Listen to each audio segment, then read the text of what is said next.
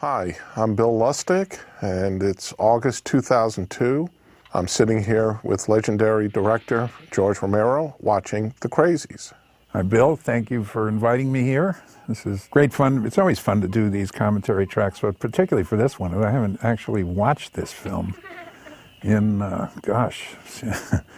must be 15 years or more. This pre-title sequence here, the kids are actually Bill Heinzman's kids. And Bill was the DP on this film.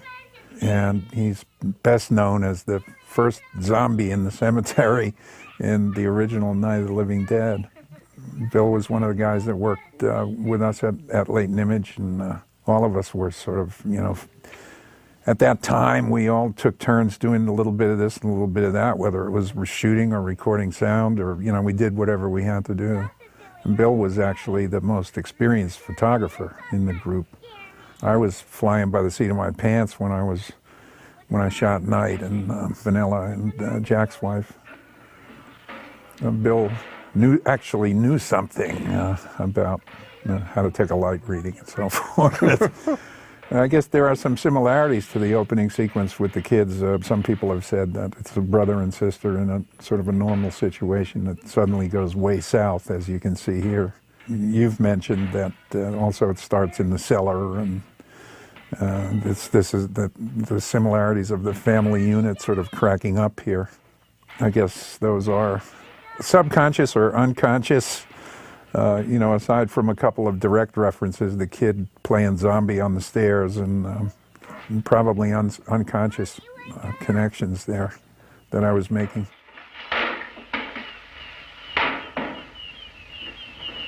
Mommy?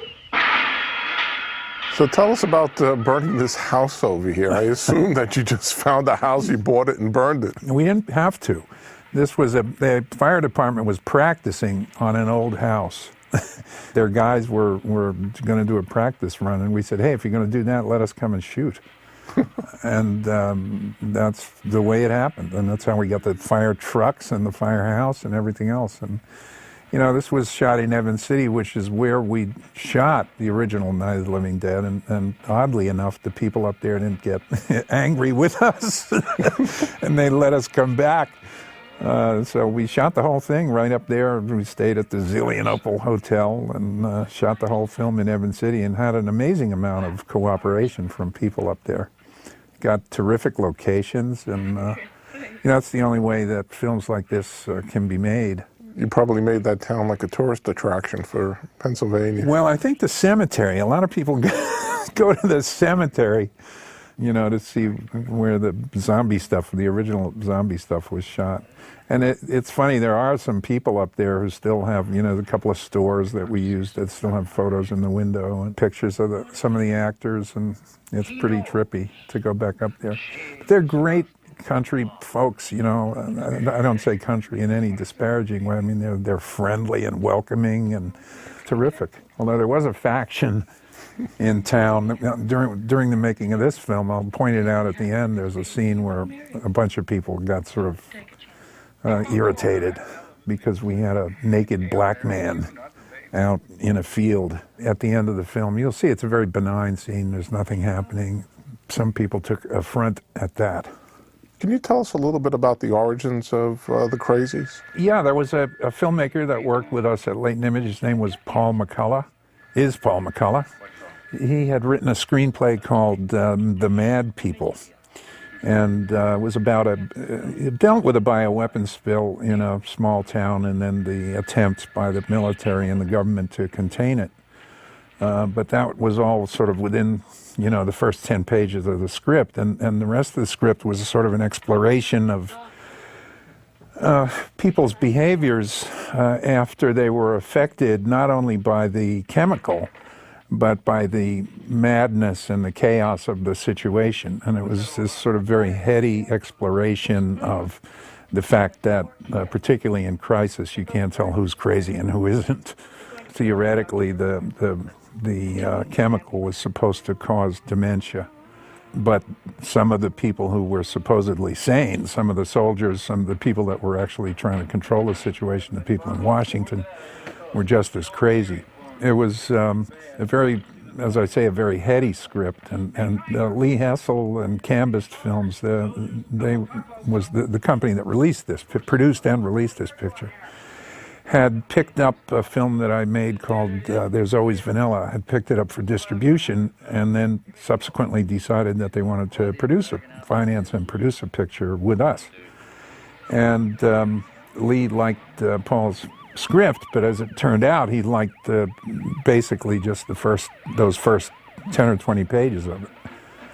And so he asked me to rewrite it, and hopefully, with which I did hopefully with Paul's blessing, and that's the origin of the film. And they wanted much more of an action piece, but I wanted to try to retain some of the, of course, the sort of anger and the satire, and retain the idea that you can't.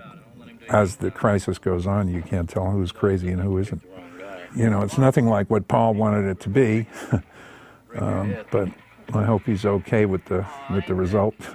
Shut up and drive. I notice you use a lot of the locals in supporting roles, and along with your professional actors. Can you tell us a little bit about casting? Well, we were working with no money. I think the budget on this film was $270,000 or something like that.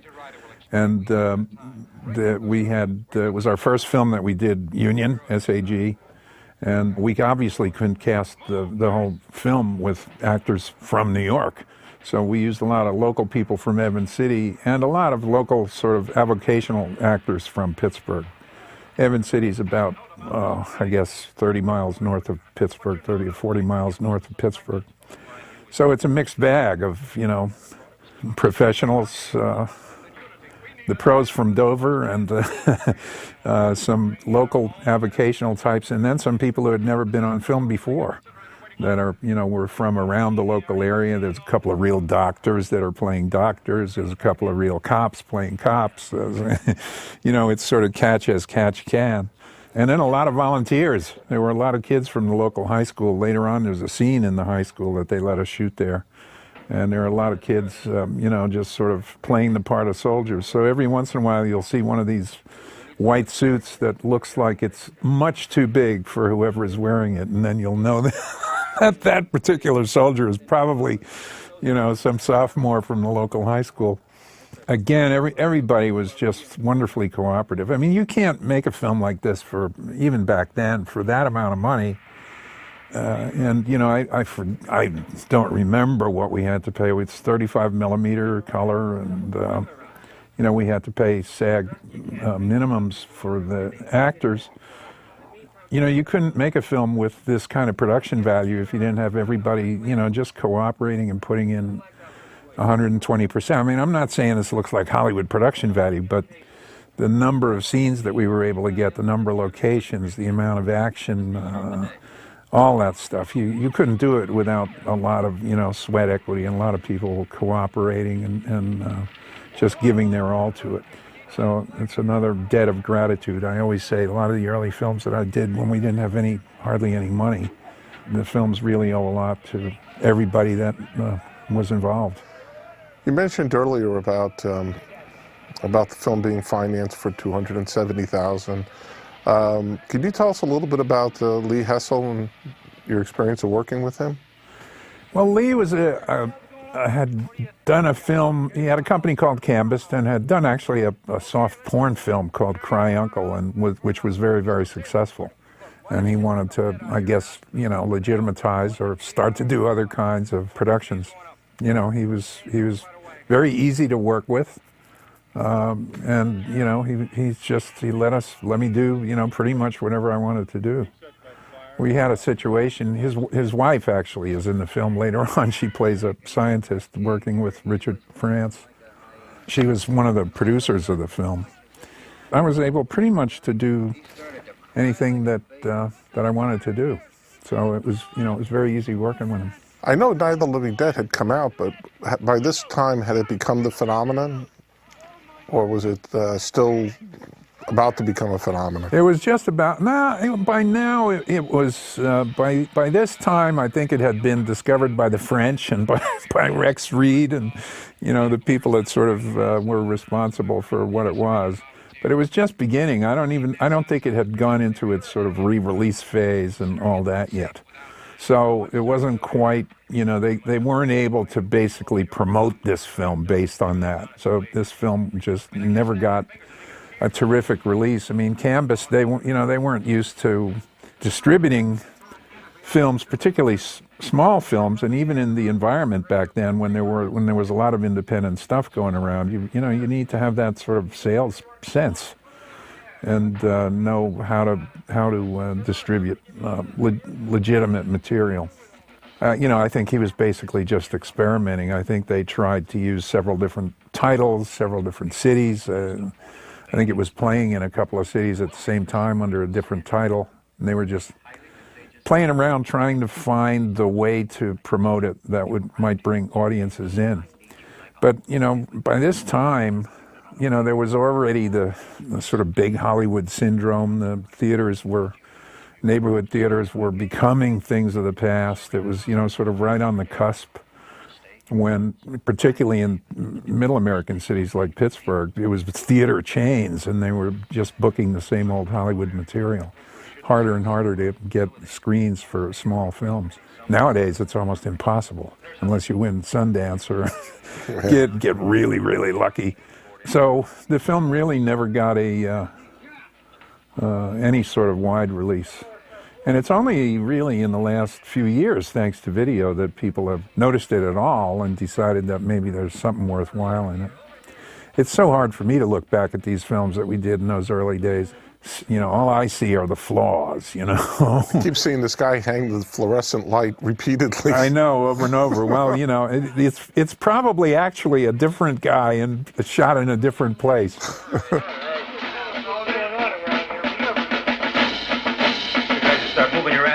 Pack this stuff. This is headquarters now. Major Ryder. Just a minute. We had a handful of lights. We were working in a real office with tiny rooms. And, so you'd aim the lights one way and aim them another way. We couldn't really do any geography. We didn't have dollies. So we had to, use a lot of cuts and a lot of different angles and try to create energy that way. And you can see in some cases, particularly these night-for-night things, it's like a key light on the Jeep there.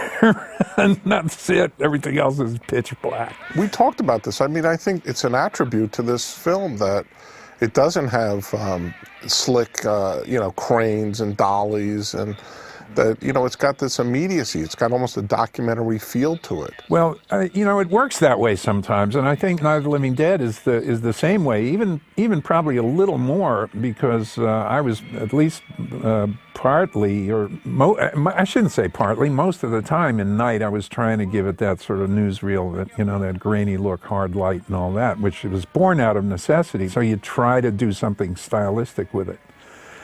This film, has shots here and there that are trying to look Hollywood, but I think you're right. There's something about everything in it. There's something about occasionally a local actor will really, sort of stand out as a clunker. But most of the time, everybody's, right on there. There's a great deal of urgency and the cutting style, and that's actually why I decided to use largely a drum track on it, because I think that it just adds to the, it makes it a little more nerve-wracking, and it does have that immediacy that you mentioned, which I think is what makes it work.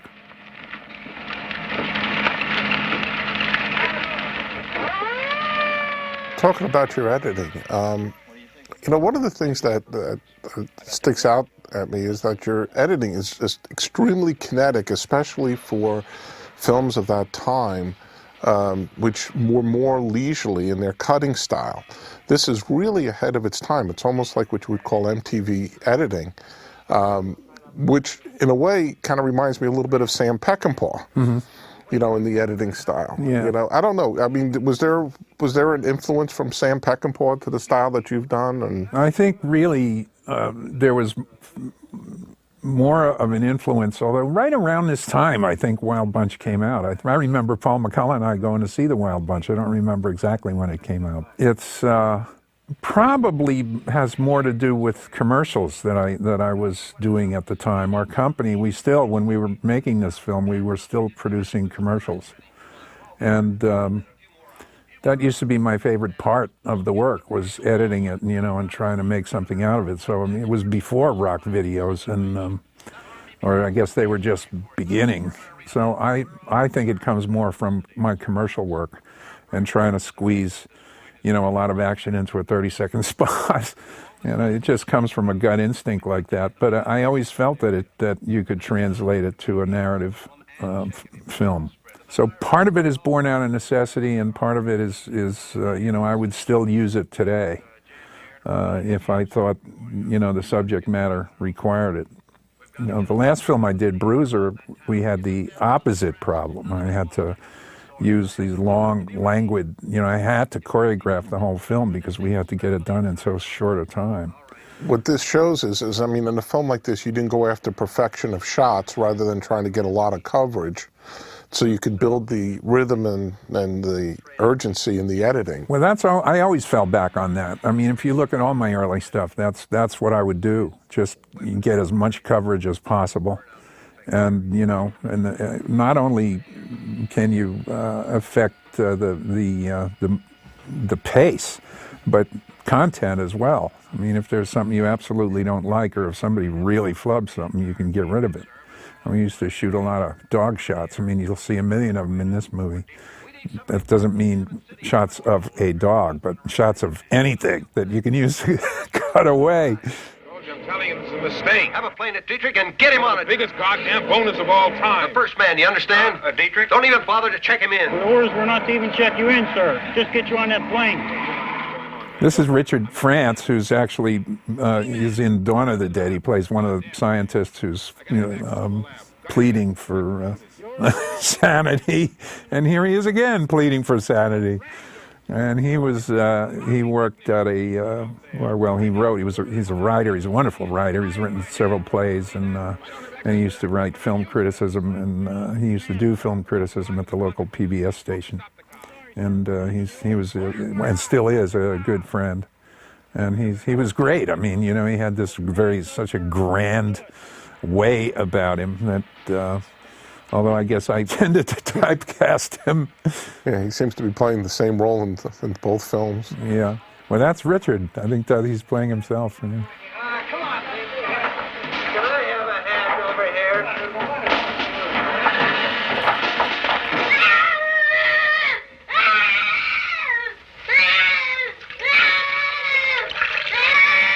Voice print check is a waste of valuable time. We got to make snap decisions. If I can't get through to you without a 5-minute delay, I've got to authorize all these decisions on my own. I don't like the position that puts me in. I know Peckham will be here, but until then, I'm in charge. I don't like being a brass asshole. I'm not an infantryman. I'm Chem Corps. Remember that, huh? You don't See, a lot of this stuff here, just the swipes across camera and everything. I mean, those were the tricks that I used to use just to, sort of keep the motion going. Breaking up that shot of hanging the map instead of, sitting there on it. And as you see, a lot of little close-ups and a lot of just cutaways that, keeps the eye moving, even though very often it's in the wrong direction. Even at this time, I didn't know about screen direction and eye lines and stuff like that. You see people looking the same way when they're talking to each other. But there's something about the energy, and what I always tried to do on a cut was go with motion or go with something that distracts you from realizing that there's something wrong. Through early morning.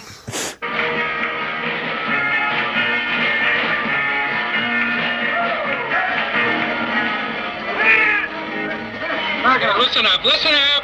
All right. Town is in a quarantine. We have you all under martial law. We'll take you all over to the high school. We'll explain it to you over there. We'll explain it to you over the high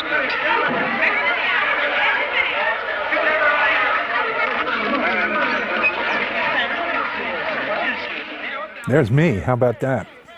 Young me walking around being captured. They should have kept me in jail.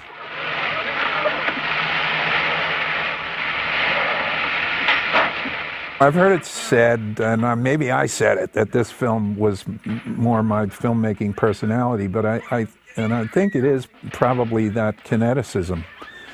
And I felt more in control making this film. I mean, we had, not that we had a lot of money, but we had some money, and we were able to eat while we were making it. And, I was also free to consider more the content and the way things looked, and choose locations and figure out little bits like this to enhance scenes. The soldiers stealing. There's a real dog shot there. But the kineticism, and I was free to do that with this film because I was not shooting it. So this was really the first time that I had, my hands off the camera and was free to concentrate on some other stuff. So I suppose so much of what you think is success in your work as a filmmaker comes from the on-the-set experience, It's very hard to look back and really look at the work in a very objective way unless you're separated by, many years from the last time you've seen it, which, I have been with this film. That's right, 0900, check. Now you listen to me, Ryder. Buck's been telling me what's going on. I still see things that I feel that are successful. The entrance of the mayor in that last shot coming in behind the guy. And, it was my first real conscious use of staging techniques and so forth. So I felt like I was growing up. But it's the textbook stuff that I didn't have my pulse on yet. See, now they're looking the right direction, or they're looking at each other in opposing angles. So that happened to be correct, but I'm sure that was just because it's where the camera happened to be. See, now what happened? Oops. Bad jump. No, you're still okay. I'm crossing the line. Still okay. You haven't crossed the line. He crossed the line behind camera, however, so you weren't really aware of it. He left the screen moving right and entered moving left. I'll be with you gentlemen in just a minute. I want to speak with Major Ryder and find out exactly what's been happening. Major? Yes, sir. Right this way. You son of a bitch. You don't smoke, you bastard? No. Where the hell am I going to give me some smokes? One of the things is, if you go back and look at that scene where they burst into the house, I mean, that's really classic George Romero. I mean, there's all pieces in there that at that time, filmmakers weren't doing. I mean, the feed on the soldiers and the little cutaways to the doll and to the dog and all these little pieces. Did you shoot all that stuff during the making of the scene, or did you go back later after you've cut it and then go in and add little pieces? No, we shot everything right while we were there. I mean, like whenever we were in a house like that, that was it. We had that house for, an hour and a half, and that was it. So we would have to shoot everything out. But we would send everybody off, and, the rest of the truck would be going to sometimes we'd all be moving to the next location, and Bill Heinzman would stay behind and shoot little details like that. And then we did a lot of, in post, we did a lot with sound later to, also we can talk about that later when it becomes a little more obvious, but to try to link things together. No, it was all just, grab the shots, man, light them as quick as you can. We were doing, probably 30, 40 setups a day. And with a lot of coverage, close-up coverage like that, like the shot of the needles and so forth. And them grabbing him, it's like 3 angles instead of just one. And again, I would rely on techniques like that in order to be able to compress action and keep it moving and try to keep the eye moving and try to keep your brain moving. Well, also in practical terms, I noticed, like, for instance, when you have the people driving in the car, that's all. Did you do that poor man process? Oh, it's all poor man stuff. Yeah, we couldn't run with the car at all. I mean, so it's all, somebody's out there swinging a light. That's my arm, I think, making that shadow. It's supposed to be Dick's Liberty's arm. But it's my arm making the shadow on McMillan there. That shadow right there, that's me, my arm. It's supposed to be Dick's arm. It works. Yeah, I mean, what are you going to do? Hey. So it ties it in. Ties it in. We heard some shooting. What kind of virus? You know what it is? Brooklyn just said it was highly contagious. and it's dangerous. Dick Liberty, also, he plays this guy on the right. Dick Liberty, Richard Liberty, plays Dr. Logan in Day of the Dead, if anybody recognizes him from that. He's the lunatic doc in Day of the Dead. And Hal Jones, the guy that played in Clank here, he's one of the knights in Knight Riders, this guy. Well, it's the same thing. It's because you get the sense of movement. I mean, even though that van is sitting in a garage someplace and you guys are rocking it, you still get that movement in it, you know? That's the thing about it. Even though the van is sitting still and, you know, with the sound and everything, this movie just never stops. No, it doesn't. And we were doing that. I mean, we didn't just shoot it like, you know, it's not like the Steiger Brando car scene where... where it does, you know, we were rocking that car and moving the lights and doing all that. You know, we were trying to get everything going. You know, wisps of smoke, whatever to, you know, to make a cut on or a swipe across camera like that. And you know, it's that idea of never a dull moment. And then we were trying to also, but we didn't have the capability. I often say that what often, even today, is so often forgotten is the radio show. You know, there's also a radio show going on here, and you know, you can do a hell of a lot with track to fill dead air. I mean, you know, and people don't bother doing that. I mean, we're always, and even today when mixing films in big professional facilities, I always bring a lot of toys around and stuff to throw in a little sound effect, or, you know, if there's a little too much dead air, throw in a barking dog or a plane going by or a car or something to just fill that space. And it adds just a little subliminal thing, you know, it just fills your head enough that you don't feel the dropout, if you will. What embarrassment, but a bioweapon never occurred to me. I fell for that story, hook, line, and sinker. That was the idea. Colonel Pinkham. No, his first name. Christopher. Chris. You look at the Crazies, and I think about the exploitation films and the drive-in films of that period, and they were really, they didn't have nearly the energy of your movies, and that's what made your films so distinctive, is the energy. I mean, the AIP films and the, you know, the films made by the, you know, that were other drive-in movies, they always had this kind of lethargic feel to them. They just never had this kind of kinetic energy. I mean, this is very East Coast. Yeah. This movie, that's you know, us. It's East Coast, you know, it's French Connection, it's you know, pre-French Connection. It's even got a little bit of that European feel to it. Yeah, I think it does have some. I think it has some of that. But those were, you know, that was an influence. I grew up in New York City, and so I grew up on a lot of European cinema and so forth that wasn't available to the middle of the country. You know, that kind of stuff wasn't being shown anywhere. I think there might be a little bit of French in here, a little influence like that. I would say without a doubt. It's like Costa Gravis. And remember the movie Z? Yeah, Z. Well, that came out, probably you saw Z before you made, I would have guessed, because that came out in '69. Would have been, yeah, that was earlier. That was before that. And what was the Belmondo thing, the really erratic one with he and St. Joan? I forgot what the name of the actress. Breathless? Breathless, yeah. With Gene Seberg? Gene Seberg, yeah. Yeah. Now look, you just can't push us around this way. Don't you do it, Bucky.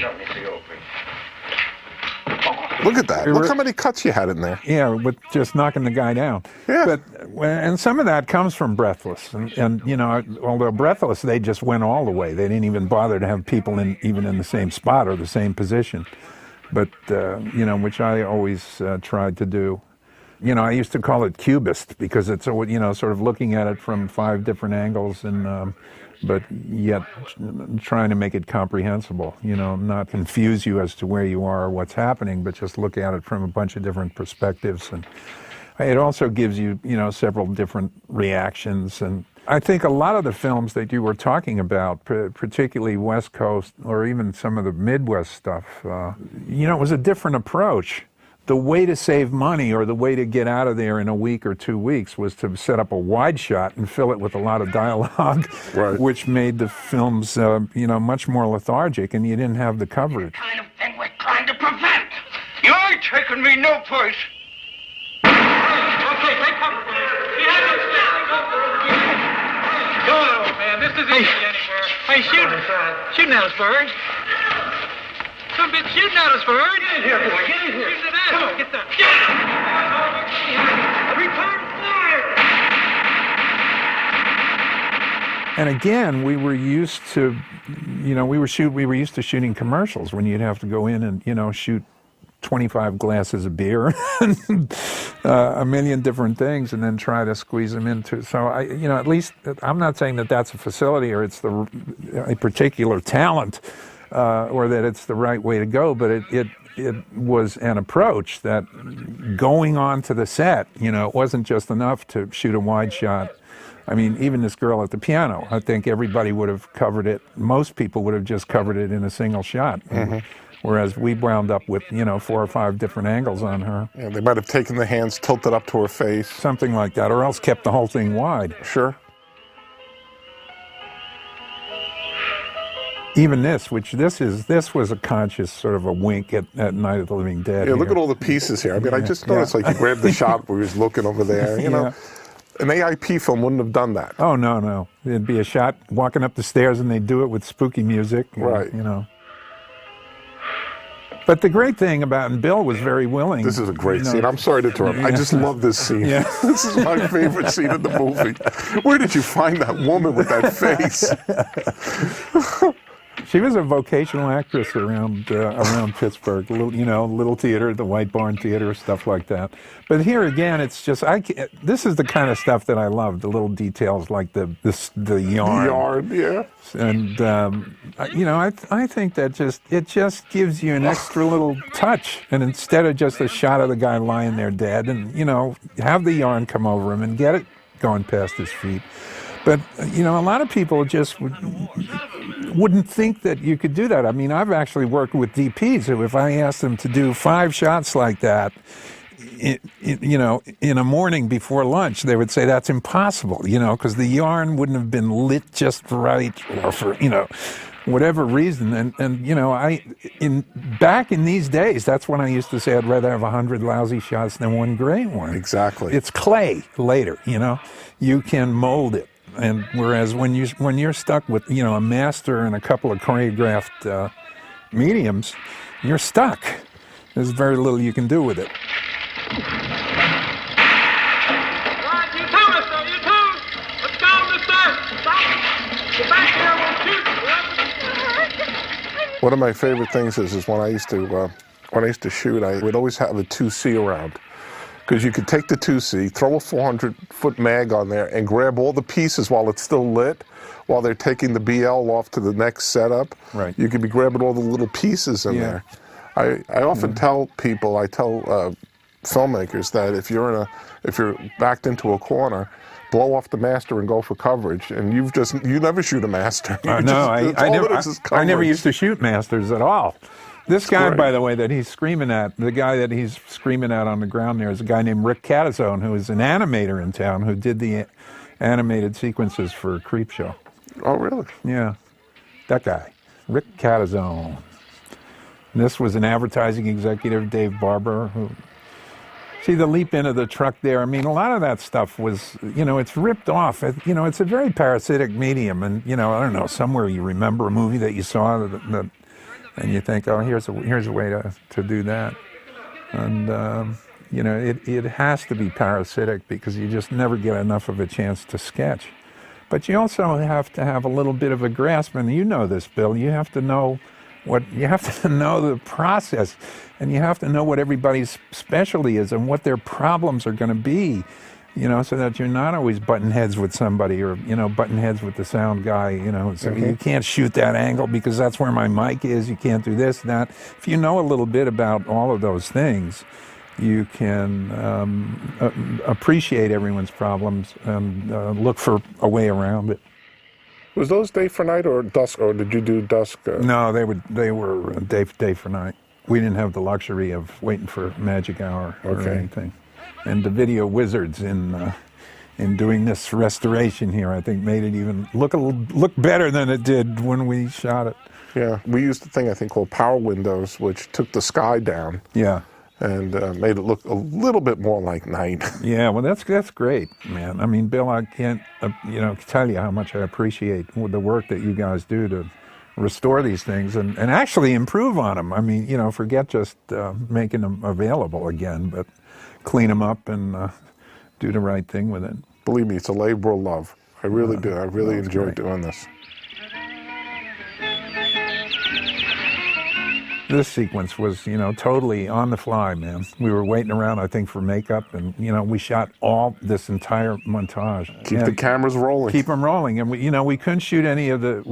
The birds cut away. I mean, I see all these things. Well, yeah, I mean, because I knew the guy was going to say birds right then. You can hear the bad cut on that word, birds, by the way. Here's Richard France again in his Toulouse-Lautrec. That's actually not. That's his real hair, real beard. It's not makeup.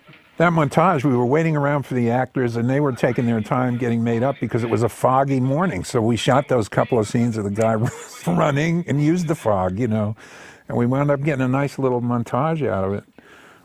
You know, instead of going to the craft service wagon and having a donut. Yeah, keep the crew working. You know, keep their minds busy. They don't think about how they're suffering.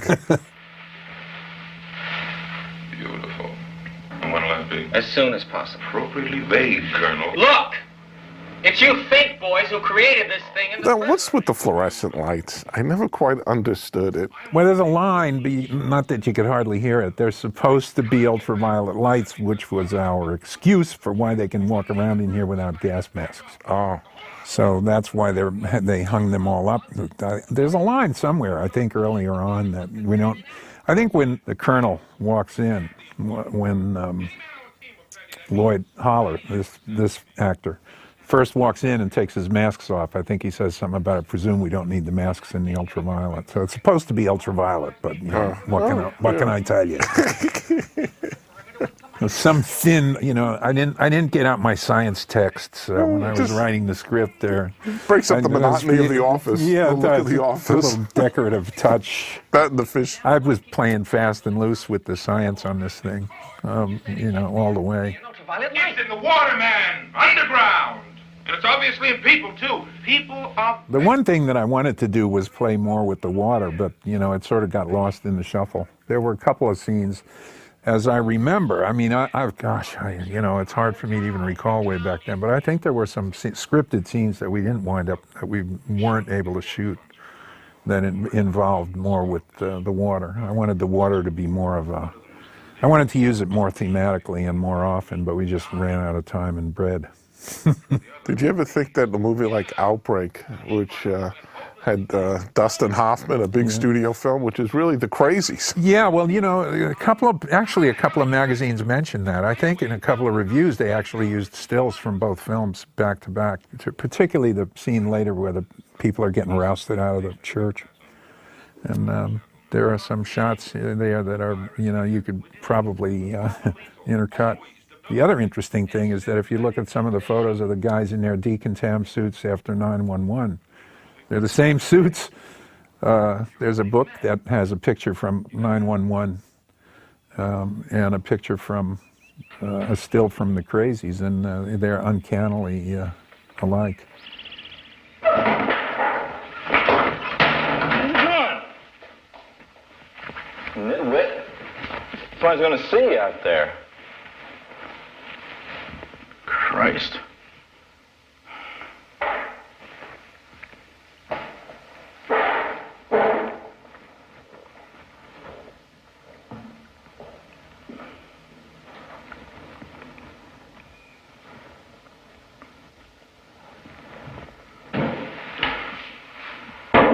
I didn't mean to hurt you. I know. It's not you. It's not what you did. You're nice. I like you very much. I'm sorry for being such a little girl. It's okay, I understand. I mean, I knew that people died. Yeah. You know, I knew people died. Can you tell us a little bit about Lynn Lowry? She was at one period in the early 70s. She was kind of doing a few B-movies on the East Coast, and yeah, she did, and then she came and did this, and I think then she did a Cronenberg, which was Shivers, and she was, you know, I always thought she was a terrific actress. I mean, she's got a really great. She's got almost like a what's her name, the one from Carrie. She's got a kind of a Sissy Spacek. Yeah, sort look of about a her. cross between Sissy Spacek and Audrey Hepburn or something. But Yeah. I thought she had a terrific look, and I think she's a pretty good actress. I don't know what happened. You know, who knows what happens? People either, you know, man, it's just such a terrible business that way. You become a commodity, and Especially for women. especially for women.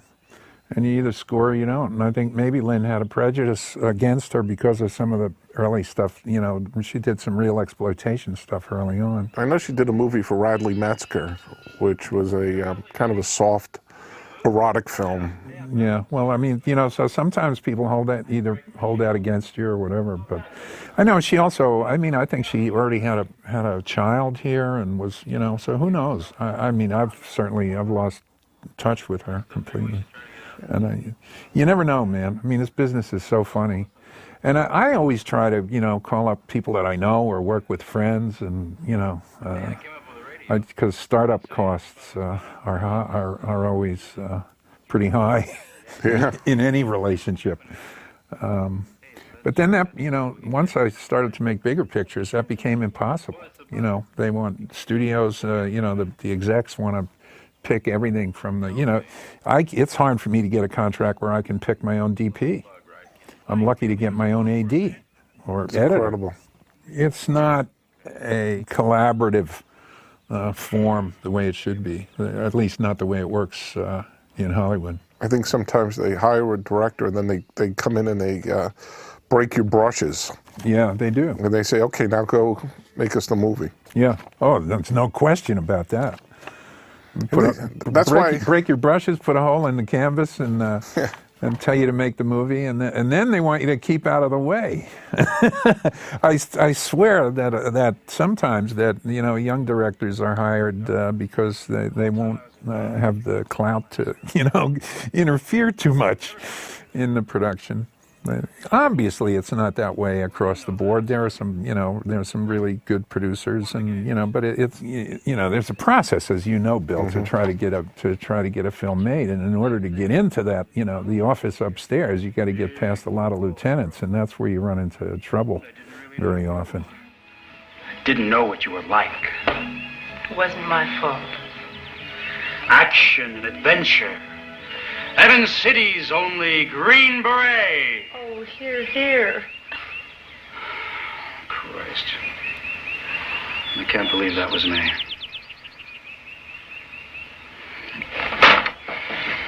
We're gonna be all right. Work on natural immunity.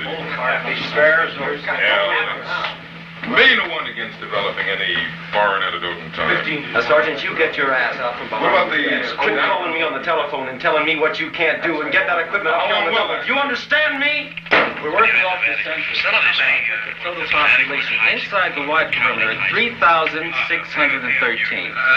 got about... Wait a minute. Say that again, Chris. 3613. 3, 6... We've got about two-thirds of the population accounted for. 1, 3. But we've got an open revolt. It's turning into a war zone. Oh, no, wait a minute. We got to get them into that high school. Chris, I'll make that your main objective at this point. Understand? Just don't let those perimeters break. The perimeters are holding, but we've got about... You know, the shtick that Harry is doing there with the pencil is, you know, the kind of stuff that people wouldn't normally cover unless it happened to be Bob Balaban playing that role, you know? And they needed to, you know, get him another shot or something. That's why I really look back at movies like this with such nostalgia, because as hard as they are to make, at least you were making your movie. You know, that to me was the great part about this whole period. It was terrific. You know, you say as hard as they were to make, and I always say, oh man, you know, I'll do it again in a New York minute. To me, that's not hard. What's hard is fighting the dragons. Right. You know, my wife always says to me, what do you mean? You're nuts. That was crazy. We almost killed ourselves. And but it's nothing like it. Nothing like it. You know, it's like because it's all rewarding, and you know, you're just working on the piece. You're not spending half your time, you know, on the phone with somebody that just saw yesterday's dailies, and you know, that's the other crazy thing. You got to, you know, the studio gets to see your footage before you see it, which is, you know, really nuts. And you're trying to shoot a scene, and they call you up about yesterday's scene and say, you didn't have enough light on the guy's blue eyes, you know, like the last thing you want to think about. But so this stuff was great. I mean, it was as flawed as it is, and we all had our heart in it, and we were able to, you know, tell the story and get it all. We were able to finish it. I mean, first of all. I don't know, you made the whole film. I know exactly what you're talking about. I mean, you felt like you made the movie. Right. Not that you were sort of, you know, a hired gun working on somebody else's dictates and criticized whatever. And I think it was, you know, at least it felt like a freer time. Then we just all, after that, man, I don't know what happened. We all started to do disco. And, you know, something happened, man, to dull it all out. I think first it was the Bee Gees and then Big Money. And that's what did it. We ain't been the same since. Airtight canisters. I've requested them along with the other decontamination gear.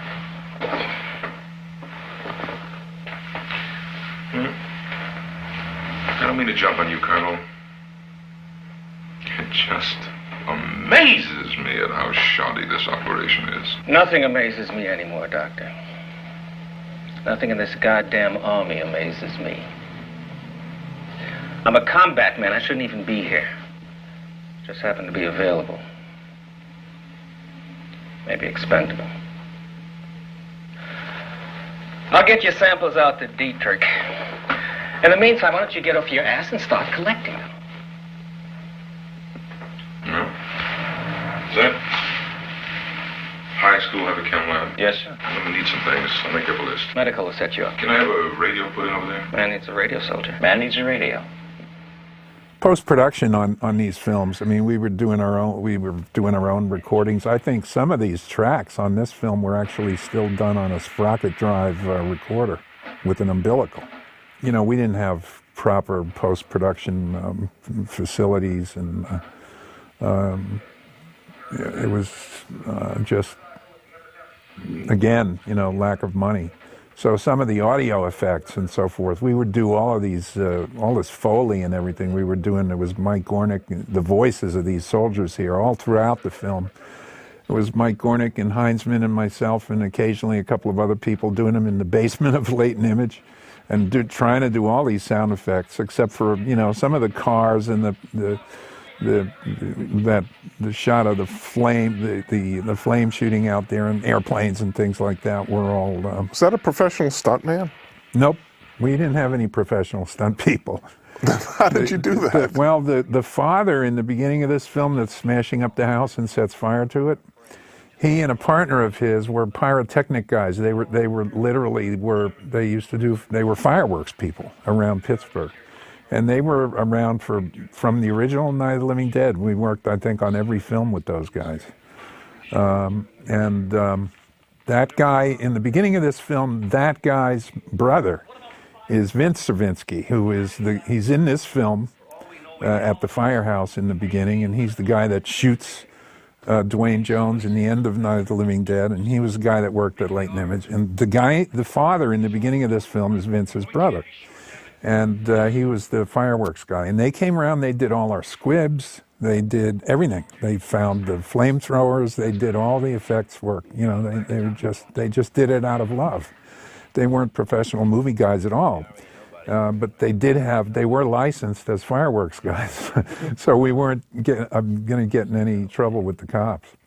So how did he do the gag with the fire? I mean, would they have a flame, a fire retardant suit? Yeah, it was probably asbestos. I mean, that guy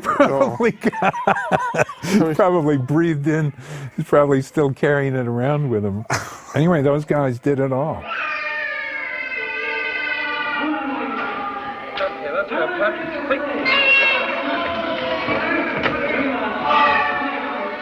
This one coming up is you can obviously see that it's a dummy, which was, but this was something that came out of the times, the self-immolation stuff, and Quanduke in the news. And you mentioned before that you saw, Bill, that you saw a similarity at the end of this film when the guy gets a shot through the head to the famous Vietnam photograph. And there was a bunch of that, Me Lai, all that stuff, you know. But those were just things that were influencing us.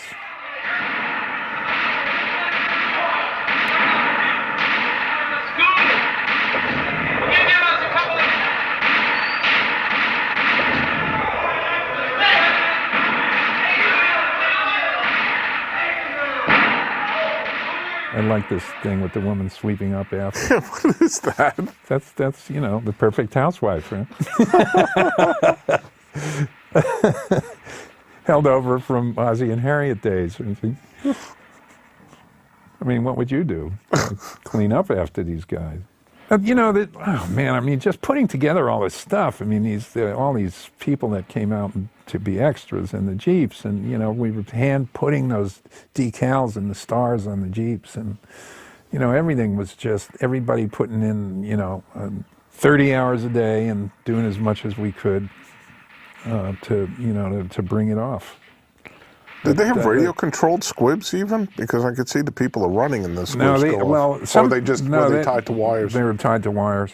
Yeah, now, you know, nowadays you have radio-controlled. A squib basically is a little explosive charge on that the actor wears on the body, which is geared to go off in sync with a gunshot. Nowadays they can do them by radio control. They can set it off. In those days, we had to have an actual wire running from a control box, usually up the person's pant leg or in the grass or whatever, which is why we weren't able to do a lot of them running. There are a couple, I think, big screen where you can actually see the wires, but you know, we were just trying to sneak away with that, and sometimes it's just cut away quick. The sound. I like this effect, the working the wind. Those were store-bought sound effects, the helicopter and the wind, and I like the way we were able to sort of mix them together and have the helicopter seem to come right out of the wind. But that's one of the only really successful sort of sound effect things that we did. Listen. What?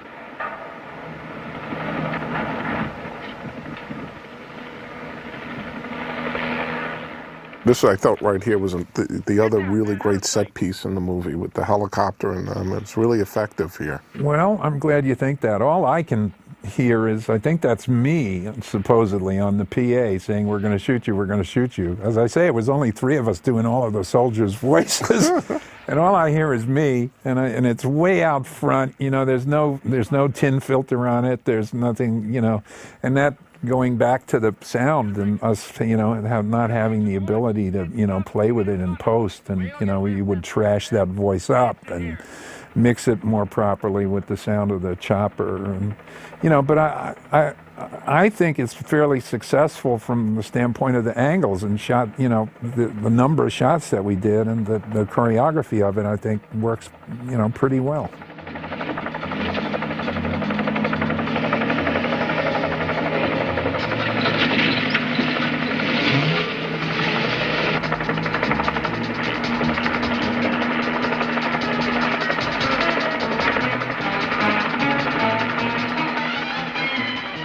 This is another piece of music that I don't like particularly. Was this Needle Drop, or was this is Needle Drop? Yeah. Okay. Needle Drop meaning that we bought this music from a library. The earlier piece, when the couple is in the ski lodge, was actually a background music track from the song that was recorded for this film, which you'll hear at the end over the end titles. Which I think Lee Hessel spent more money on that song than he did on the entire film. It's, you know, Carol Bayer Seeger and Melissa Manchester, and who shortly thereafter became quite famous, both of them. Yeah, we missed that one.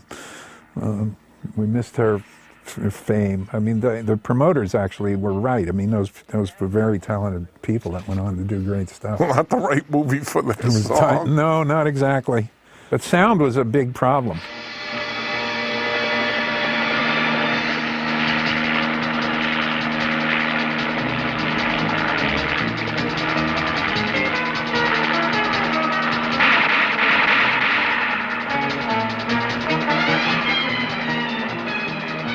Every time I think of a George Romero film, I always think about that you did embrace using needle drop, canned pre-existing music. I used to love it, and I actually, as I look back on this film, I went with the drum track because I thought that it was a cool idea, particularly with the way I was cutting it and the fast action and everything. And I do think that it works. It becomes a little, I don't know. Occasionally it's a little too much. Sometimes it works terrifically. And I wish there was better. I mean, I wish I had, just a score that was sort of consistent all the way through. The heavily produced stuff, the Seeger Manchester stuff is way out of whack. This cut, the chase cut, seems wrong. I did the sort of banjo on the earlier chase, sort of a reference to Bonnie and Clyde, but there's no cohesiveness to the track, and the sound effects, as you can hear, the voices, there's no perspective on them. I was trying to do an effect where when you're wearing when they're wearing the gas masks, that the voices would be muffled, and I wanted them in some cases to even be unintelligible. But we couldn't, we wound up having to use the live tracks that were recorded while people were wearing gas masks. And so the only differentiation is just actually what we got on the set.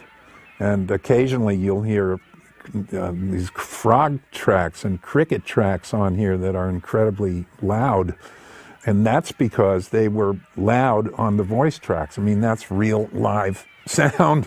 While we were recording the voice tracks, we had this, not an invasion. They were there. We were way out in the boonies, and those tree frogs were just screaming like crazy.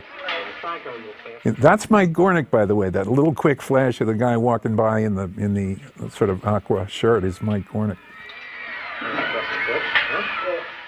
Were these all local people from the town? And a lot of them were. This guy was a hairdresser, Luigi Caruso. This guy that just got spit on is Kramer Riblet. He was one of our guys at Leighton Image, another one of the filmmakers at Leighton Image. Damn things are toy. Don't you met guys have anything more powerful than this? No, sir. Hey, Ellie? I'm not getting any further on that. They have the ultraviolet there. How come they have the masks on? Well, because they're working. He says here, when you're working this close with it, he's trying to cover it. They're working with infected cases. I think that line is coming up here. The guy, he gets frustrated. Watts gets frustrated because he can't see. He takes his mask off out of frustration. Then she takes hers off, and he says something about, it's not the ultraviolet's not infallible. Well, now you explained it. Do what you have to do.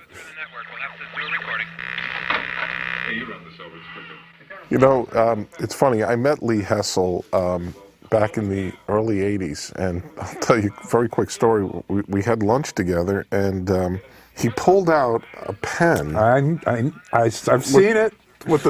I think this is of his own invention, or he bought it. I don't know what it is, but he carried a .22 caliber bullet. Yeah. A single shot pen. Right.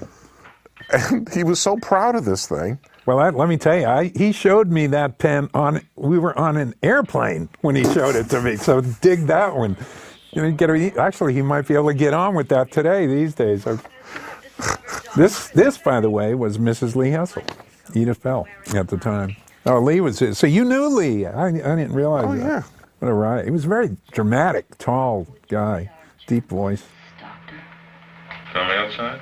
What? Do you have any family outside? No, sir. Me neither. I'm sorry, sir. Would you marry me?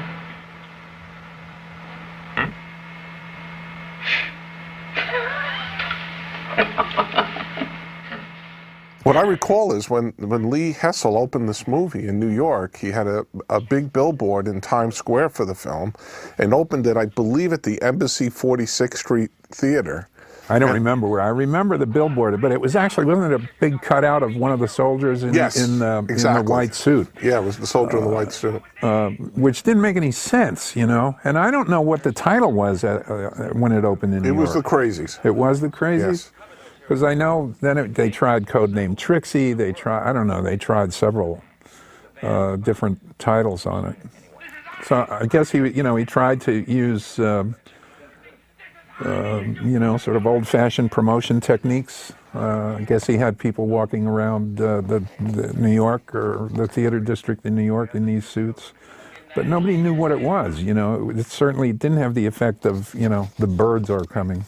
The birds is coming. That's not the whole thing. Stenciled all over New York. But, he tried. I just, like us, he was competing and, he was trying to compete in a bigger league and, didn't quite know how to play the game. And the game was changing on him, on all of us. I mean, this was right around the time that so many companies were going belly up. I think that's right when Walter Reed went out of business. I think,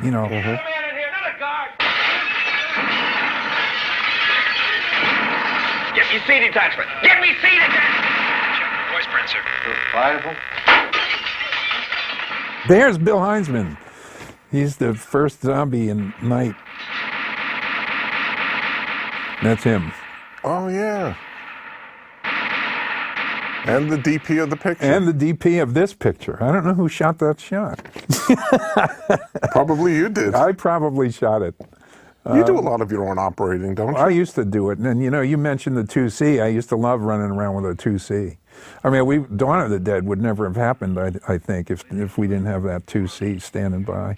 And on all these films, you could, as you say, you just keep it by your side. It's like a pistol, Oh.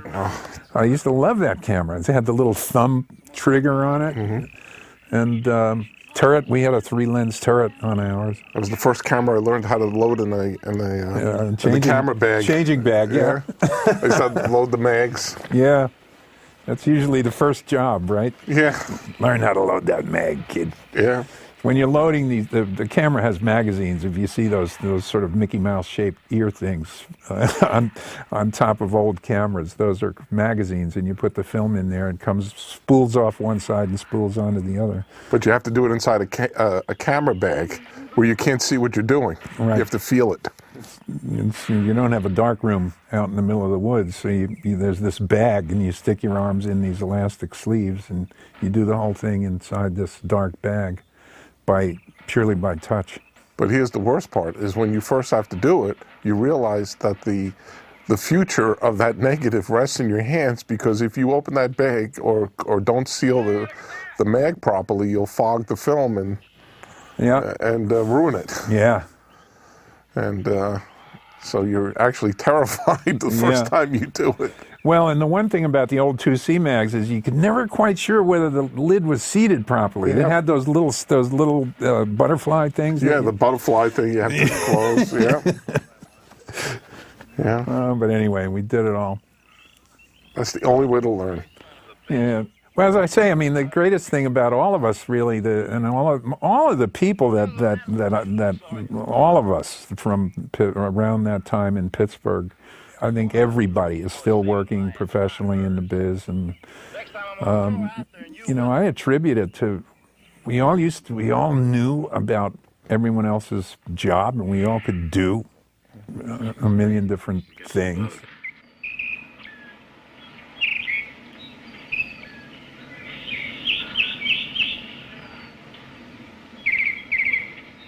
When you were shooting the sync sound, were you using an Arri BL, or were you using what did you shoot the film with?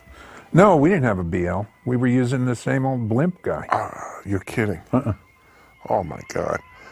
For those of you who don't know, I mean, it's amazing, but when you see these movies, you take for granted all the coverage, because we see movies done today and music videos that are done with very light cameras. And back then, I mean, the cameras were somewhat like refrigerators, And, well, yeah. To get a camera to move down to get an insert shot was it's a bit of an, oh God, oh no, look at this guy's hairpiece. oh my God. Oh, what can I tell you? Oh God. Any thought I ever get of getting a toupee, I just have to get a frame from this. You just lost it, right? I'm staying bald. That's it.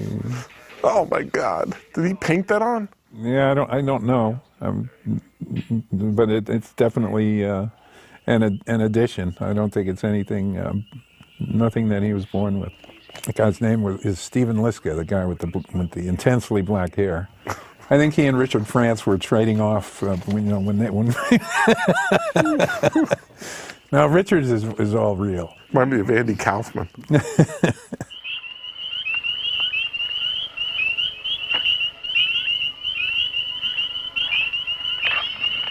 There's the frogs, by the way. Yeah, those frogs are actually on the voice tracks.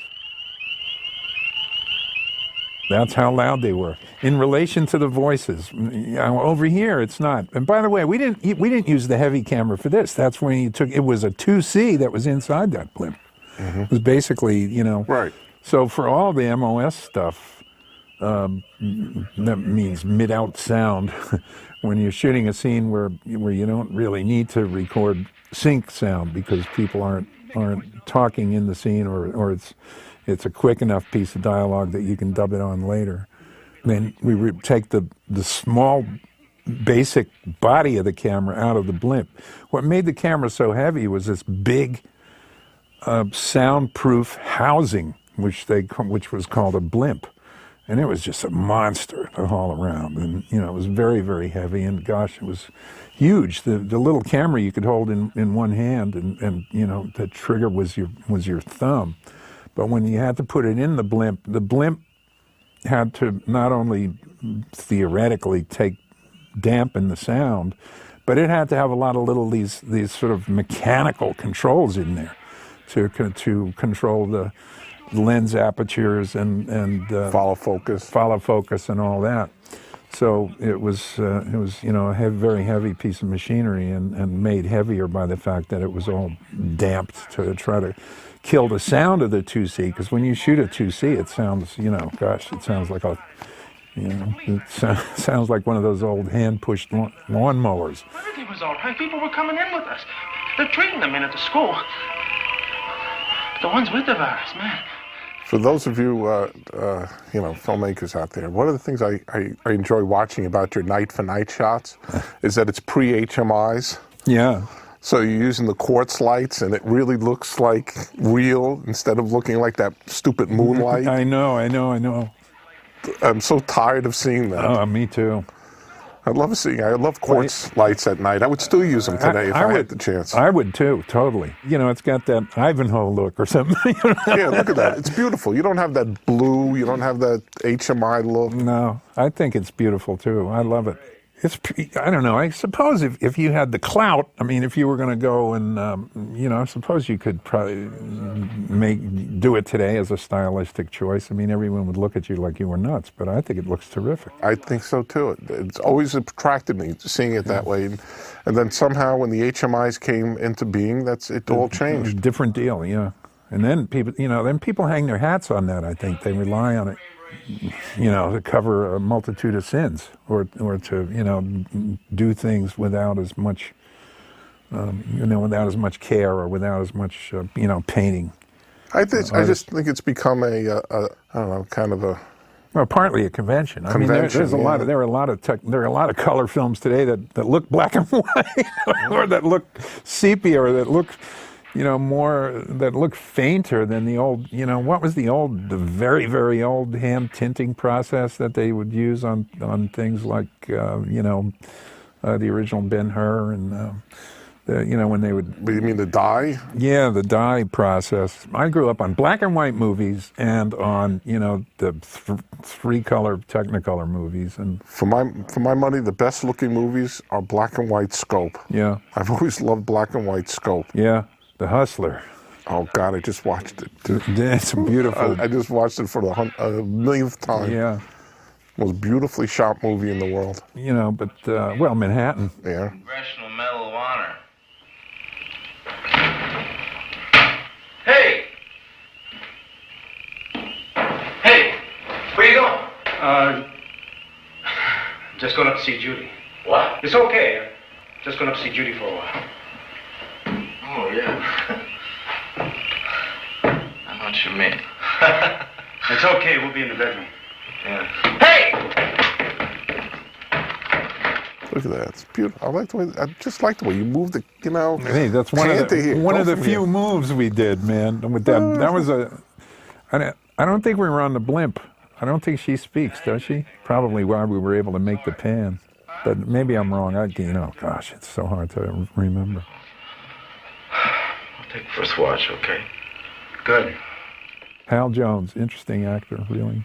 Looks like reminds me of Brando. He does Brando. He does a great Brando. In Night Riders, he does a whole speech. He does the "I could have had class" speech. Only he does it. I could have had bass. The waiter brought him the wrong fish.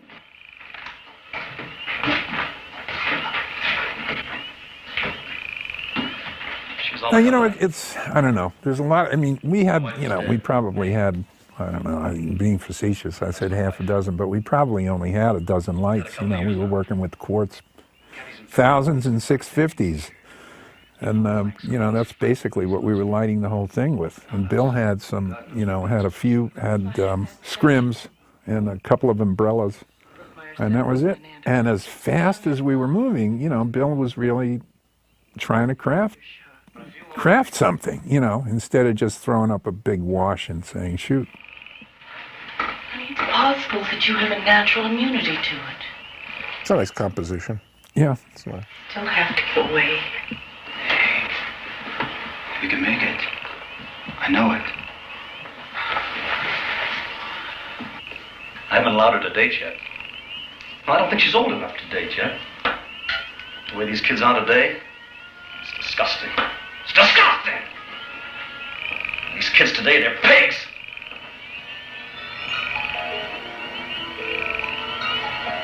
Not my little girl. There's a little bit of that beast within thing. Probably there's a little touch of it in everything I've done. And this is a scene this and the scenes that are coming up play into that, Everyone's going a little bit nuts, but the real villains are everyone's turning into a villain. But I've often worked with that thing. I love the Jekyll and Hyde idea, and I think that the real monsters are us.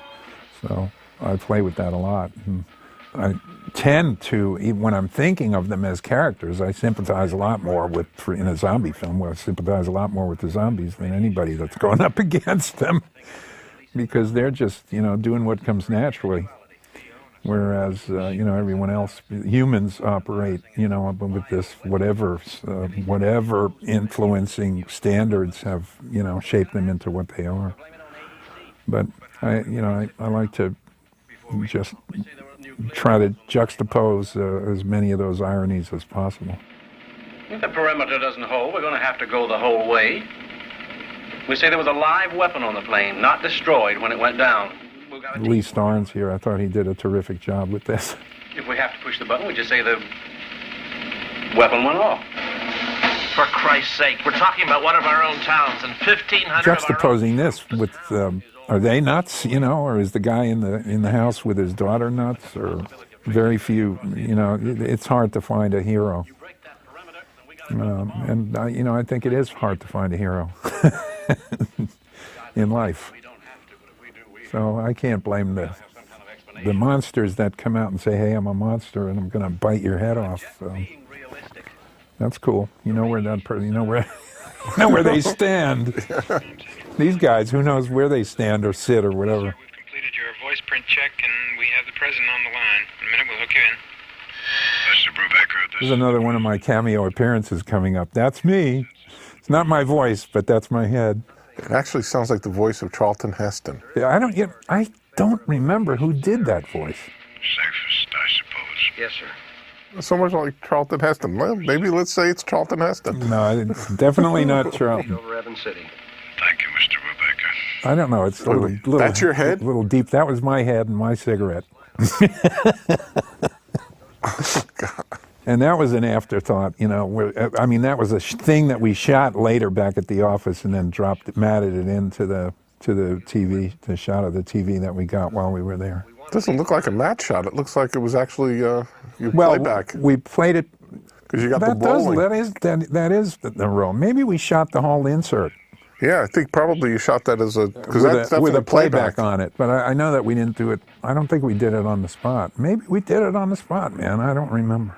gosh, it all goes away. May? Still mad? That window shot right prior to this I liked a lot too. It was, again, sort of taking advantage of fog in the but look at this. I mean, you know, little dog shots that, you know, it adds to, I don't know, the whole banana. I did a thing here which sometimes I really like to experiment. In Creepshow I did a thing cutting on the notes of music in in the sequence with Leslie Nielsen. And I tried to do a thing here cutting with these gongs or little bells that he's got as the people are going nuts, using this little piano chord and trying to do that. And again, I think it doesn't quite work. I didn't have quite enough footage, but I think you can see what I was trying to do here. This was really interesting. Yeah, we're doing this gong thing, right here. And I didn't quite have enough shots to make it work, and I didn't. You know, again, I couldn't really produce it or properly. You know, didn't have. I like that. Those few flashes right there, I think, worked well. Then I just ran out of stuff. Oh, this is great.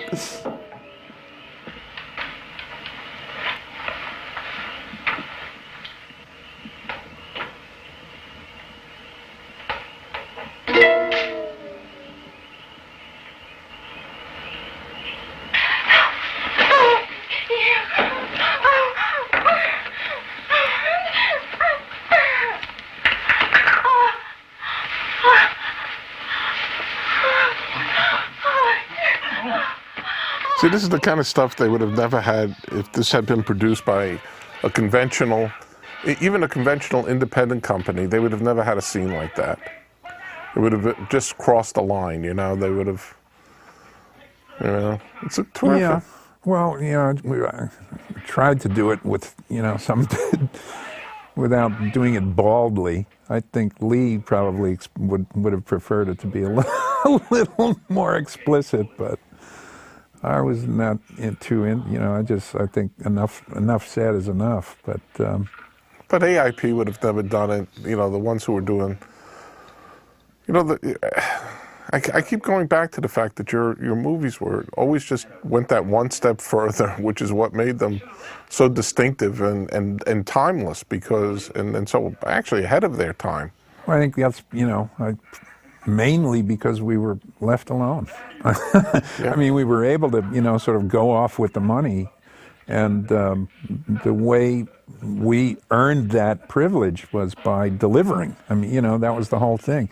I mean, really, a lot of what goes on in the movie business is trying to control. And there are a lot of filmmakers who would, I think, run amok or not know how to you know, tweak the money and spend it here and don't spend it there, and, you know, and just constantly be on the phone asking for more instead of, you know, working within the limits and of what you've got to work, you know, of what you're given. And sometimes you can, you know, sometimes that pans out. You know, sometimes they've got the money sitting in a drawer and expect to spend it anyway. But all of that dishonesty running both ways leads to, you know, suspicion and rivalries, and instead of you know, true collaborations, and it's nuts. And the way we earned our freedom was by delivering. You know, we just came through. They knew the movie was going to get done, and so they left us alone. And you know, that worked all the way through. All the way through Creepshow. Creepshow was the first time that we ran into financial troubles, and we're almost going to cut the fifth story because of that, because we were running out of money, and that was really the first time. But that was also the biggest production that we'd ever done, and it was much more complex than it looked on the page. Wasn't that financed by Salah Hassanin? Yeah, Salah Hassanin. Well, he distributed Dawn of the Dead and financed Creepshow, Night Riders, and Day of the Dead. And distributed. Except Creepshow, he Warner Brothers picked up Creepshow, and Warner Brothers distributed that. God, David, get him down.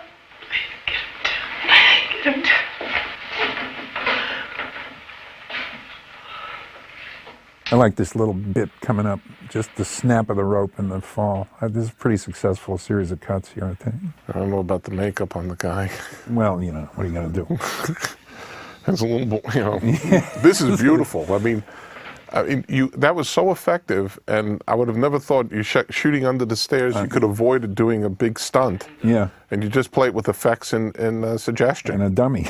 And a dummy, but it was just like, the suggestion was there, and it was very effective. I like the cut, though, right? Snap off the rope. It works. You know, I think that was one of those learning moments. Ooh, this works. Sitting there in the middle of the night. Well, the one thing is you've always cut on action. That's it. Everything you do, you cut on action. Oh, yeah. And that's, you know, whether it's a hand movement or grabbing something or closing something or opening the door. Or Well, I get so sick and tired of, you know, sometimes the way conversations are cut and, you know, no overlapping of dialogue. You know, finished thought, cut away. Well, you were Robert Altman before Robert Altman became, you know, made this. I just didn't have the mics. I didn't have the microphones. I didn't have all those little pocket recorders that I could give to people. Otherwise, I'd have been using them, man.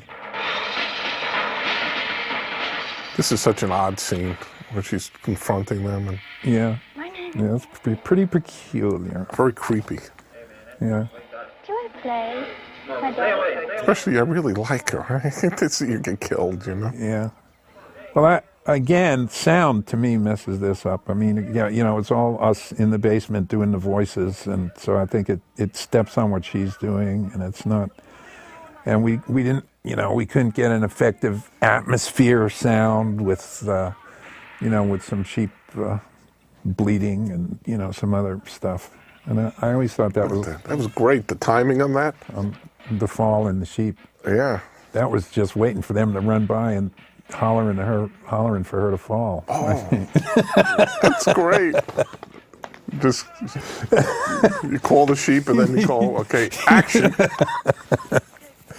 Probably chasing the sheep. It was probably Bill Heinzman firing a rifle or something. Boom! The sheep run by. Okay, Lynn, drop. That's great. Keep a lot of action going on in the frame. Oh, it's guerrilla stuff, man. It's the best. But, you know, the interesting thing is that because we were, you know, these environments that we got, you know, just that scene, the sheep add so much to that scene, you know. So that's what I think I learned when I was making the film, when I said I think that I was sort of coming into my own as a filmmaker, was learning that by delegating other jobs, like shooting this film, I was able to think about stuff like that and look around, have a little time to drive around in the car, you know, and find, oh, this guy's a herd of sheep. You know, let's shoot there if we can. And then being able to talk the guy into it. But it's totally guerrilla stuff. You know, we were in a beautiful place. We had tremendous cooperation from the town. I mean, you know, look, now we were able to get into, you know, ski lodges, churches. They let us into a church. I mean, without that kind of cooperation, and it's just like with Dawn of the Dead. If we couldn't get into a shopping mall, I mean, you can't build that set, you know. Hey, David, you got the brains, man. What are we gonna do?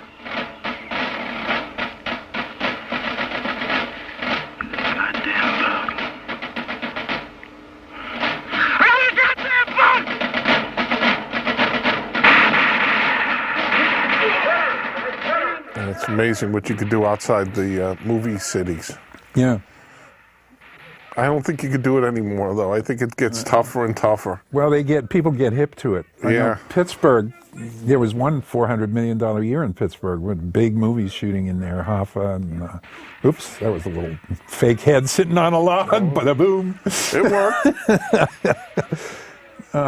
Striking Distance, Hoffa, Silence of the Lambs, Innocent Blood, they were all, you know, and we did Dark Half, I think all within a year and a half was in Pittsburgh. And then, you know, I think people got burned out by it.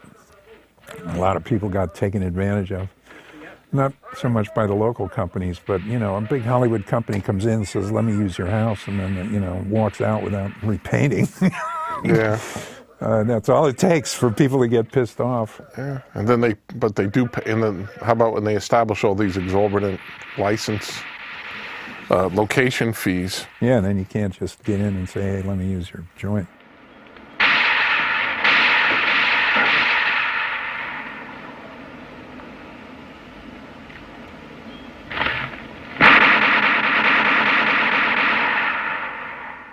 So now you're using squibs and you're using Yeah, you could see syringes and Yep. You mean for all this blood spurting stuff? blood, yeah. Yeah.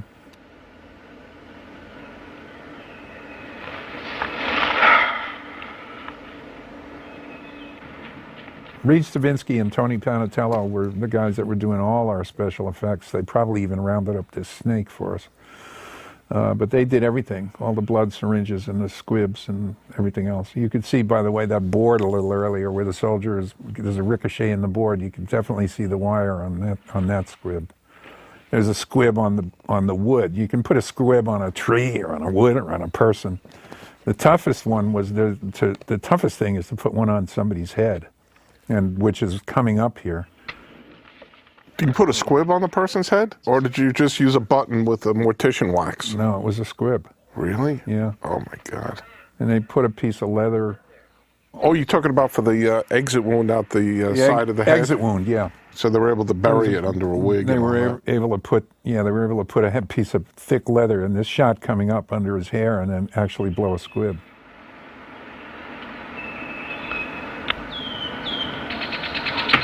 And do some drinking. There. Right there, yeah. Then there's the squirt coming later, the syringe. But, it's a dangerous deal. I wouldn't do it. Well, these guys were terrific. I mean, they were, as I said, they were fireworks people. Used to do fireworks exhibitions all around town. Yeah, it's one thing to watch a fireworks. The next thing, to put an explosive on the side of your head. Yeah. Near your temple. Blind? Is this configuration smaller than it was?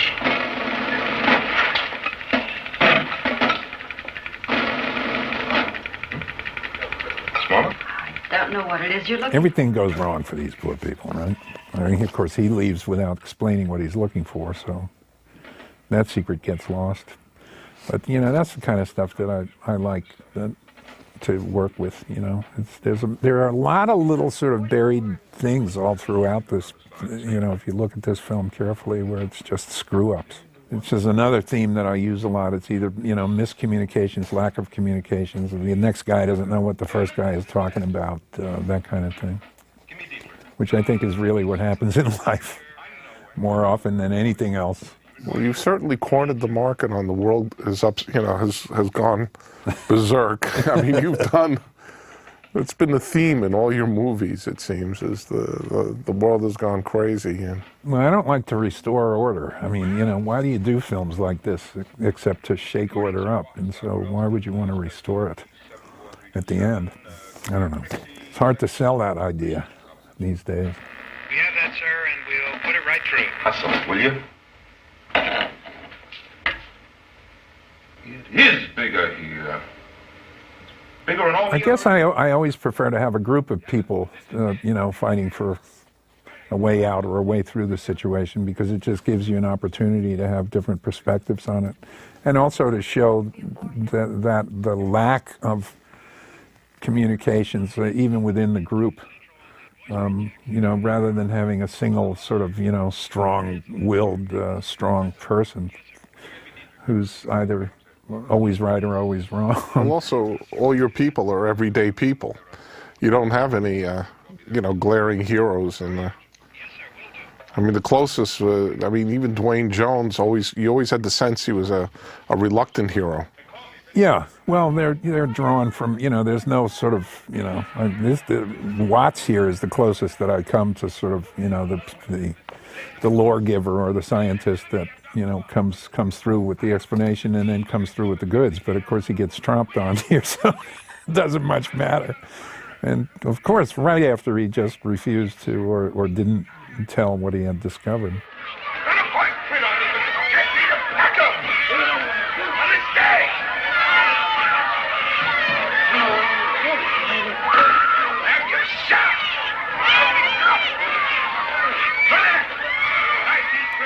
This was in the actual high school where a lot of the extras came from. Try to shoot a movie today with rifles and stuff, shooting at people in high school. I know it. Try to get that location cleared. Try to just get the rifles in. That's another. I like that sequence of cutting too, which was another way. Although we actually had a guy take that header down the stairs. It wasn't Richard, of course, but we actually had a guy do that little tumble. But also, more importantly, is that it's not shots for shots' sake, but it tells story. Yeah. You tell the story. Boom, boom, boom. You know, the thing breaks. This happens. You know, this guy gets, you know, trampled on, and you know, it tells the story. Well, that's the idea, ain't it? Every shot tells story. Or at least it's supposed to be. Yeah. Well, I know some of this stuff today, like you know, oh God, I don't know. I forget even what some of the films are, but you watch action, like Armageddon, for example. Was that the one with the? I mean, you have no idea what's happening half the time. I mean, you know, you can watch 10 minutes of footage of those guys getting kicked and rocked around in their spacesuits, and you have no idea who's who or what's going on or what's being told, except all you care about is that there are rocks flying and the shit is hitting the fan and everybody's in trouble. Right. But, you know, beyond that, but I guess maybe because there often isn't even that much story to tell, you know. One other thing, when you're working with budget limitations and you know you don't have the time, you make sure that each shot progresses story. Yeah. I always tell people, you do a low-budget film, every shot's got to progress story. Yeah. Nothing could be in there gratuitous. It's all got to be part of building and telling the story. Yeah. And whereas Armageddon, all it's about is creating distraction away from the fact there is no story. Right. They won't. Now listen to me. After you hear them pass, you be... Did you ever see Rodriguez's 8-minute film course or whatever that is? I read his book, but I didn't see that 8-minute film course.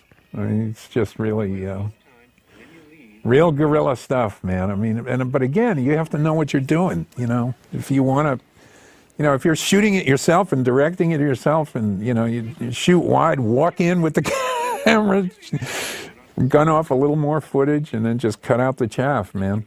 I mean, this is great. Using the cinder blocks, foreground, you know, you see pieces. It's always much more interesting when you see pieces. You take care of yourself, huh? Be quiet. Don't move. You know, again, it's some of these things for what I had done to date were, I thought, more successful than some of the earlier stuff that I had done. But you know, it's just so flawed. It's so hard to see anything but the flaws.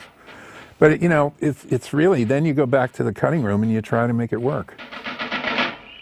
David, what are we going to call our baby?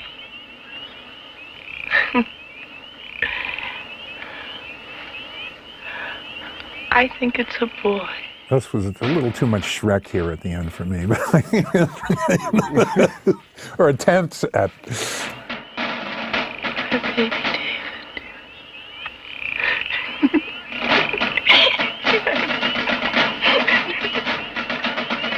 I'm sure Lee Hessel appreciated you putting Screw on the glass for his television sales. I don't know, is that TV taboos, the word screw? I don't know. Maybe not today, but when he was probably trying to sell it 20 years ago to syndication, it probably, he had to cut it. You know, but this was, again, it was just a pick. We found this cinder block place. And we had it, I forget what was in the script, but I mean, you know, I think it was a warehouse or something. And we found the cinder block thing, and then, you know, it was a matter of just... That's my favorite part of movie making is location scouting. Yeah. Because all of a sudden you stand there, you don't have the pressure of a crew, and you can stand there at a location, you can start making up your script. Yeah, and think about it. Yeah. And, so that, you know, then that's where I invented the whole idea of sort of building that cinder block cage for her. Oh, that's great. These are the touches. These are the things that people don't realize are, you know, they're not scripted, and these are things that you find. You build. You know, you're working low budget. You don't have the money to do.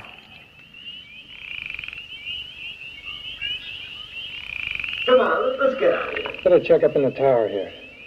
This is Mike Gornick's voice. I don't think that was Mike in the suit, but that's Mike's voice, this guy. You see something? Yeah. Come on, now, let's go. Come on.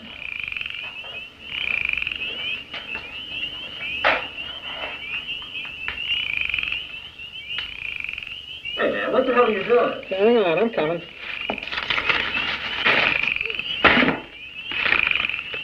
I was disappointed with the release of this film and with the fact that, you know, hardly anybody went to see it. And it was, you know, obviously a frustration. And in fact, it led me to, right after this film, in fact, I was in New York doing an interview about this film with a guy who was writing for Filmmakers Newsletter, whose name was Richard Rubenstein.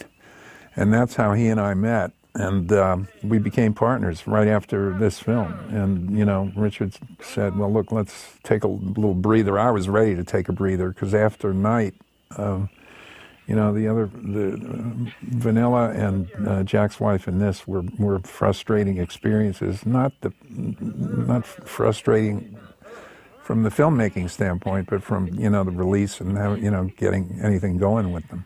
So Richard and I did some television for 3 years, did a series of sports docs and documentaries and, you know, sort of got away from it for a little while and tried to learn the ins and outs of, you know, the real biz instead of, you know, trunk of the car, garage filmmaking in Pittsburgh. And then he and I did Martin together. And not that Martin was a big commercial success, but it, you know, it sort of got me back in the saddle, and it still is my favorite film, and I think I learned a lot from those years off and working on the docs and so forth. So, you know, I think everything has its place.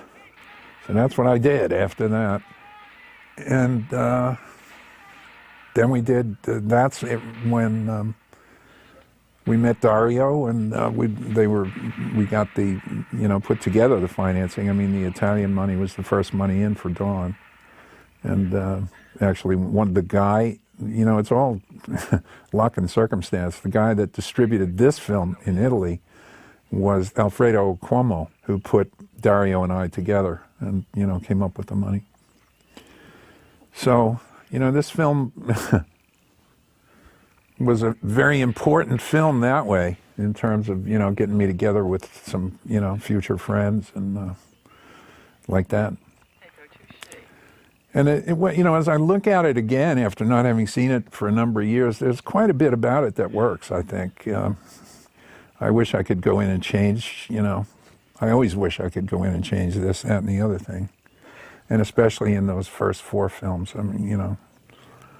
But the only one I'd really like to remake is Jack's Wife, just because you know, we really ran out of money. We literally ran out of money on that one and couldn't, you know, we were working with nothing. And so it's, I think, of my first 4 films, it's the least successful. It's the best, one of the best ideas and the least successfully executed. And so it's the only one that I'd like to go back and do again. I'm satisfied to put this film, the Crazies, out there just the way it is, and let it, you know, stand there as part of the body of work. Judy. Right on the money as far as the census info is concerned. 3,613 total population. 2,100 survivors. If you want to call them survivors. The scene coming up when he gets sent off is when some of the citizens of Evans City got a little ticked off. How were they? Were they there at night watching this? Oh yeah, I mean, man, when you shoot in a place like Evans City, everybody comes around to watch. You know, it's a big deal. Throw up a 1,000-watt quartz lamp in the middle of a sleepy town at night. You know, everybody comes out. What was this? This was probably 52, 45 or something, or yeah. Well, 50. What would have been? God, 52? I don't remember. I don't remember what they were. It would have been 54-45. Yeah, maybe. Because that was slow. 47 came in later. Yeah. And I forgot my film stocks. Oh man, well, and then they started to change so rapidly that, forget about it. Couldn't keep up with it hardly. And now, God, I don't know half of them. And pushing and everything that you can do now, it's just incredible. Put your hands on your head, Colonel, please. Breathe through your mouth.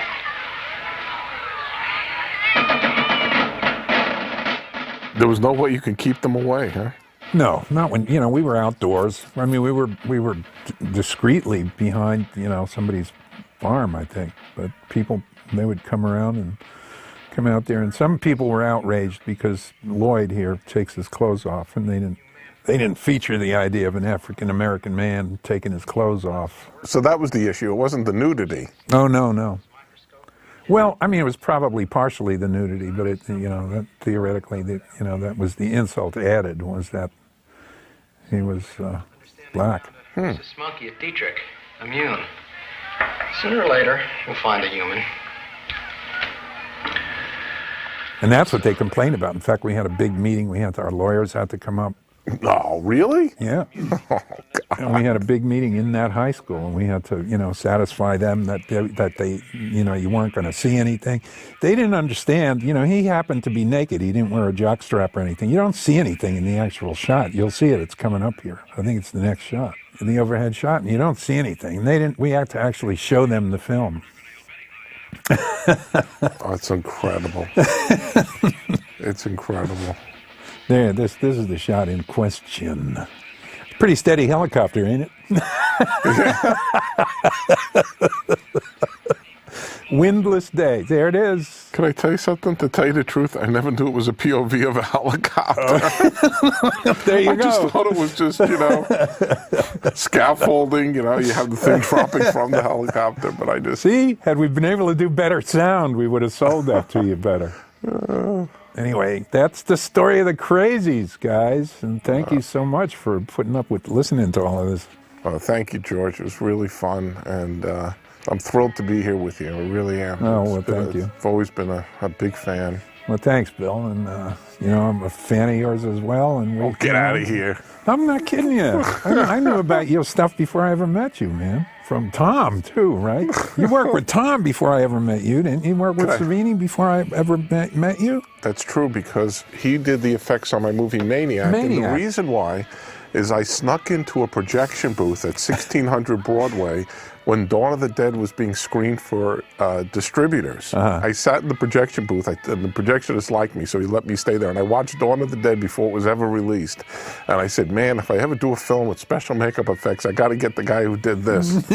I loved Dawn of the Dead so much. I just really, really loved the movie. And and I hired Tom, and then it was because of Dawn of the Dead, I got Irvin Shapiro, who I met you through, who was my producer's rep on Maniac because of his repping Dawn of the Dead. Right, and this Crazies, he repped. Yeah, he repped the Crazies. I remember he had the Crazies print there, and that was one of the first films I had him let me borrow the 3/4 so I can make a tape for myself for the Crazies.